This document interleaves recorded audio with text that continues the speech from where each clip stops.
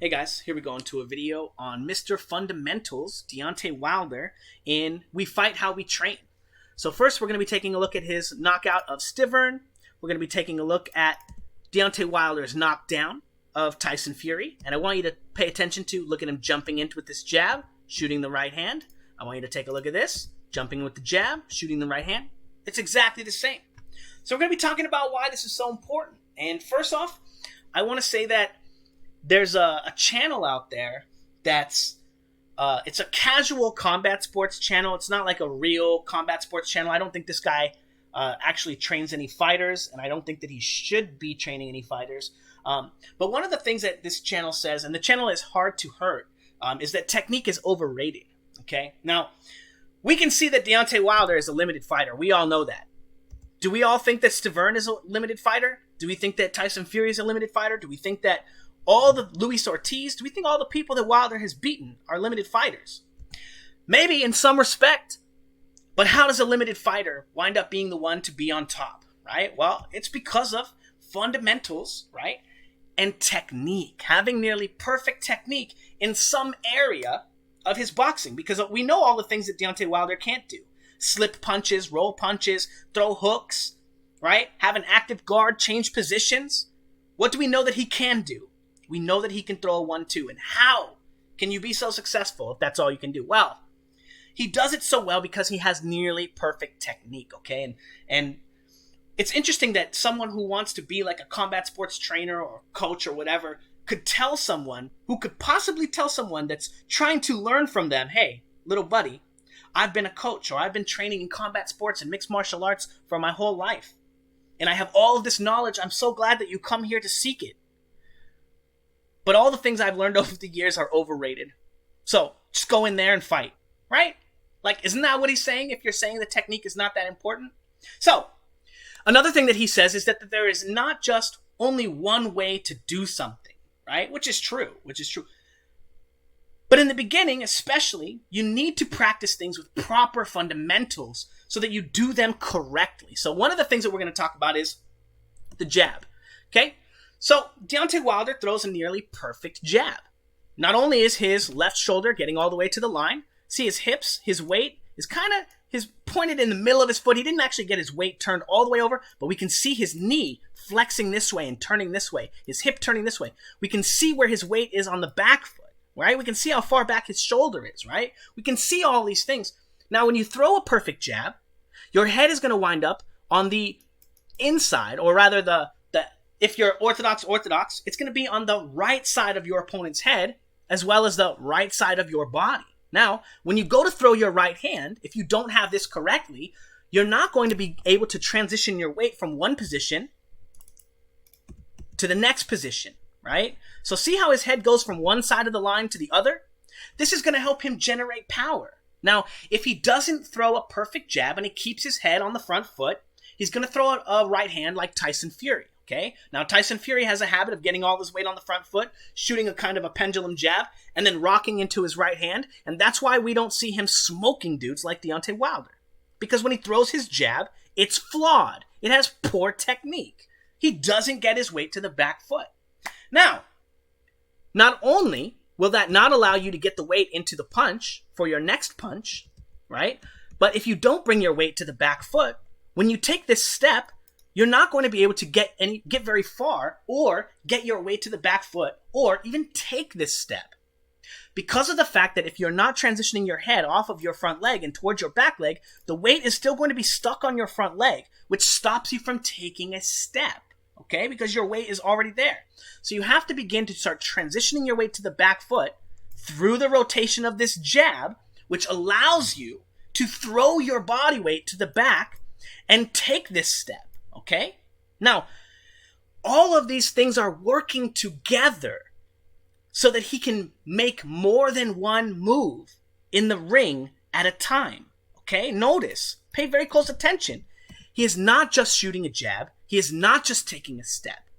But he has to do both of these things at the exact same time with speed and power and rhythm so that the mechanics and the technique line up perfectly, so that now he can roll into this right hand and sink his weight into the heel. Now, what is he doing then? Okay? Well, He's shooting a jab, he's taking a step, and then he's chaining those moves together at the same time and rolling into a perfect right hand that drops Stivern. Look at him go down like a sack of potatoes. Okay?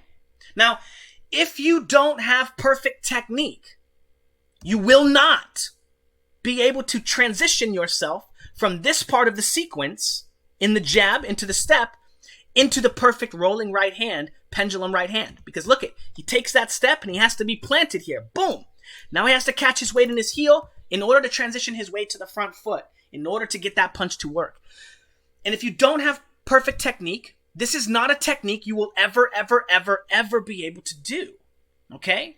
And it's because of the fact that Deontay Wilder is, not only is he not just throwing a jab, but he's stepping with his jab. Not only is he not throwing just a right hand, but he's rolling into the right hand with the pendulum right hand, right? Transitioning his weight off of the back of another piece of technique. Okay? Now, we're going to take a look at him do that as well against Tyson Fury. Okay? The same exact technique. Shooting the jab, transitioning his weight to the back foot, right? And now he can transition his hips forward. But look at how he shoots that jab, and look at how he sits down, and we can see his hip is pointed, right? Pointed at us, right? And now he rotates all that weight into that right hand. Okay? An impossible technique if you don't have perfect technique. You will never be able to chain your punches or your sequences together if you don't practice them with the correct types of body mechanics. Okay? Now, the jab rotates your weight to the back foot. Taking a step rotates your weight to the back foot. Okay? These motions work simultaneously to help you deliver that punch. Okay? This is the key idea of learning to take more than one move at a time. Okay? Now, at a low level in boxing, everyone makes one move at a time. You make one slip, you make one roll, you throw one punch, you do one thing.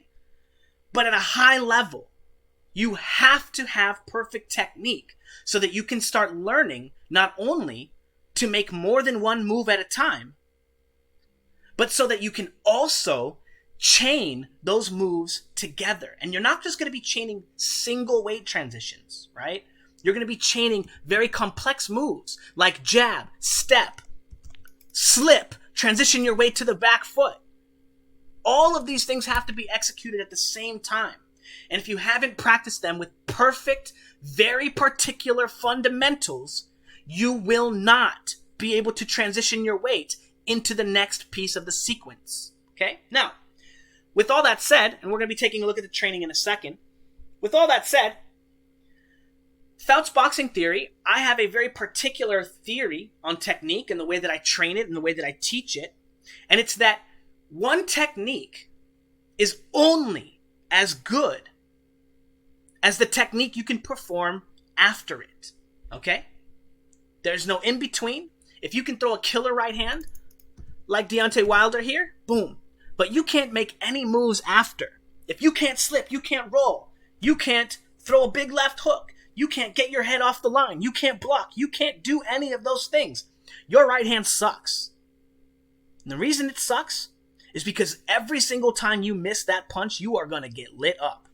And that means that you can't throw that punch in a fight because you don't have good enough technique. Okay? So, with all that said,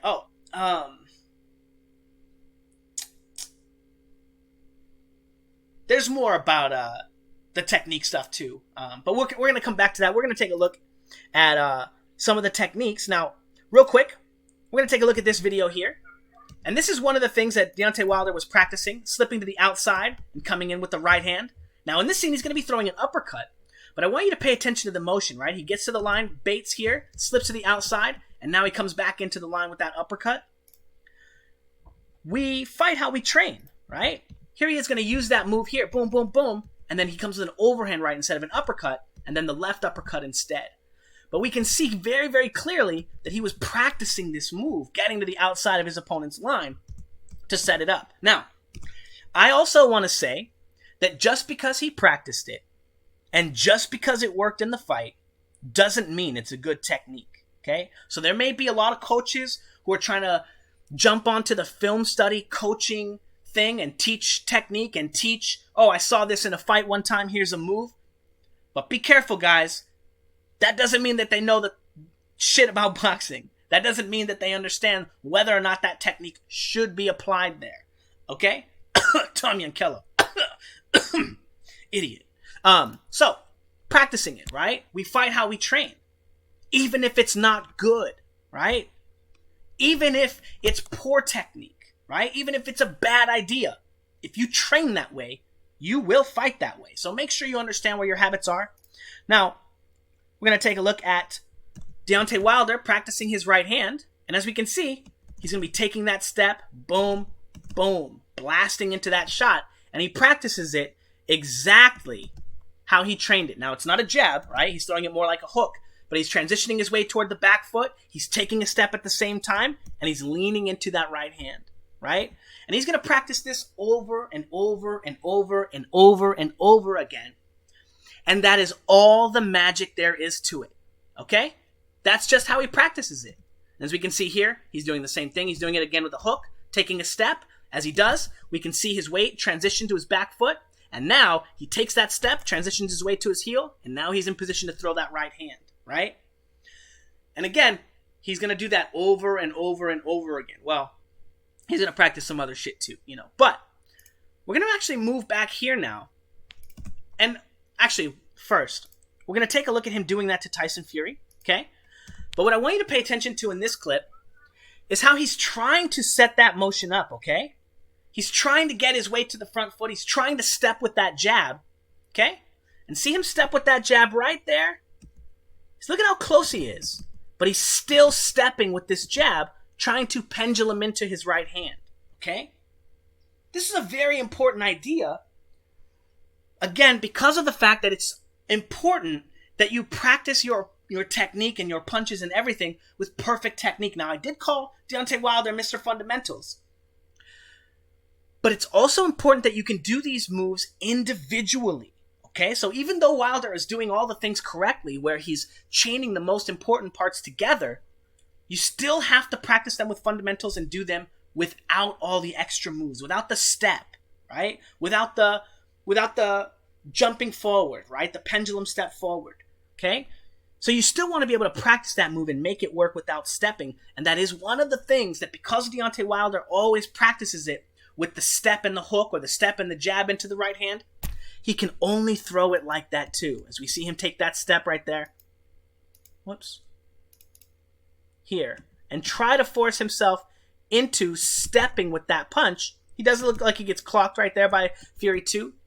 But the idea is the same. Okay? And now here he is shooting that shot, lining up his body mechanics, and then landing that right hand right over the top when he finds some space.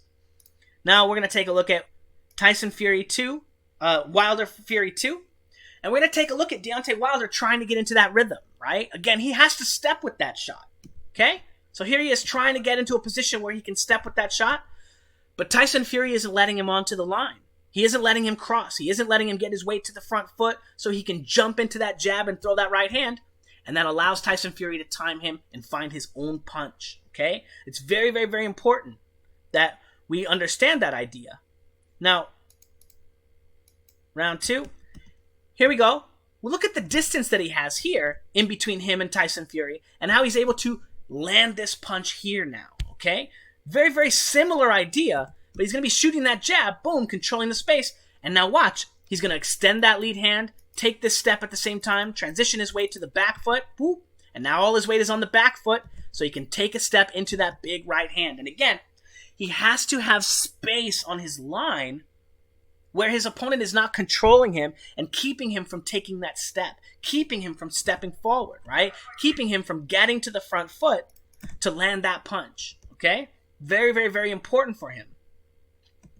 Again, here he is shooting that shot again, boom, right into that right hand. And again, a lot of people saw Fury dominate Wilder, right? Dominate, not like just beat him, but dominate him. But the fact that Wilder was still able to land punches like this throughout the fight show that these fundamentals, these techniques, and these strategies, even though no matter how simple they are always very effective. Now, Tyson Fury is not very good at slipping his way to the front foot, which is why the right hand is like his kryptonite, right? It's like the best punch against him because he doesn't actually know how to get away from it. So, as long as Wilder can keep himself from being controlled with the lead hand by his opponent, he may find opportunities to land that punch in the future. The only problem is, now, I want to show here, he's going to be working his jab here, but I want you to pay attention to how he's not really ever changing positions, okay? There's a little bit here, right? Look at him try to go down, right? Cross a little bit. But he's not moving his lead hand, right? Notice how his lead hand is always in the same spot, okay? It doesn't move even though his head is moving. This means that Tyson Fury always has to keep his glove in the same spot to control Deontay Wilder, right? See Deontay Wilder crossing the line and trying to get his head there, but he didn't actually move his glove, and now he's throwing it like a spearing jab or whatever that kind of funny jab is. Now, again, very, very easy to control his lead hand here and stop him from being able to throw his right hand because of the way that he trains it, right? Now, again, Mr. Fundamentals, kinda, right? Kinda. In any case, the idea that technique is overrated or that you should not be focused on technique is absolutely one of the most absurd and irresponsible things that you could tell someone who's learning from you, okay? Now, again, anyone who's in my black belt boxing program and anyone who's purchased my my black belt boxing pendulum boxing program on Vimeo understands just exactly how important technique is and how important it is to learn to transition your weight, cross a line, and do these things seamlessly to add speed, add power, and chain your emotions together. And again, a casual channel or a casual coach is not going to understand these kinds of things. Someone who's never done it, and I know people accuse me of having not done it before, but if Heart to Hurt has a problem with anything that I said in this fight or in this video about him being a casual coach and not really being whatever, I'll fight you if you want. If you want to fight, or you want me to fight one of your students, someone that you think that you trained really well, I'll fight him, okay? I'm only like 5'7". When I'm in shape, I'll be about like 140. I'm a little bigger than right now, but I'll fight anybody you got, okay? I'm not a pussy. I'll put my face where I'll put my mouth where my face is, or whatever. Put my money where my mouth is, but like, kind of not money, right? Anyway, technique is not overrated. At the highest level, your technique is going to be what separates you from your opponent. Your ability to have better technique and transition yourself into your power punches and your big, big, big pendulum right hands, right? At a moment's notice. Things like that are going to be the difference between winning and losing a fight. Getting a 12th round knockdown and losing a fight, right? Think about that fight. Does Deontay Wilder win that fight without those knockdowns? No. I don't remember actually who won the first fight. If it was a draw, I don't remember. I know it was a good fight though. Well, kinda. Second fight actually was better, but in any case, we fight how we train, okay? Good body mechanics, good jab, good stepping with his punch, good pendulum right hand, and he practices that sequence of chaining his punches together very, very, very consistently, lands it very consistently in his fights. So, we fight how we train. If you train with poor technique or you train with someone who doesn't know how to fix your technique because they're not a real fighter, you will also never be a real fighter, okay? So be very careful. Anyway, if you guys would like an introduction to pendulum boxing, or you would like to learn pendulum boxing, I will teach you. If you check out my Patreon and you want to learn how to make these moves, you want to learn the technique, you want to learn the positions, you want to learn how to transition your weight into punches like this, I will teach you how to do it. I'll teach you how to do it in sparring. I'll teach you how to do it on in your workouts. I'll teach you. Okay, so yeah, or if you'd like to learn by yourself, check out my Vimeo packages in the description. I have Vimeo package for partner drills to teach you how to hold the pads, teach you how to hit the pads. And not everyone who hits the pads knows the tricks to hitting the pads to getting the most out of your body mechanics, to getting the most out of your positions, your speed, and your power. And this Vimeo package will teach you all you need to know about learning to hit the pads and hold the pads so you can get the most out of your workouts. It also comes with a set of 9 drills to teach some pendulum punching, some pendulum workouts on the mitts. There are 2 bonus drills in there, and then a bunch of other drills to teach you proper body mechanics and positioning that you can do at a high pace, high speed, high workout. Very, very fun stuff to do. All the train and learn positions in boxing and all that stuff. So check them out. Or you can check out my shadow boxing if you want to learn your first shadow boxing routine. All very, very interesting stuff. And if you have any questions, just leave them in the comments below. And thanks, guys.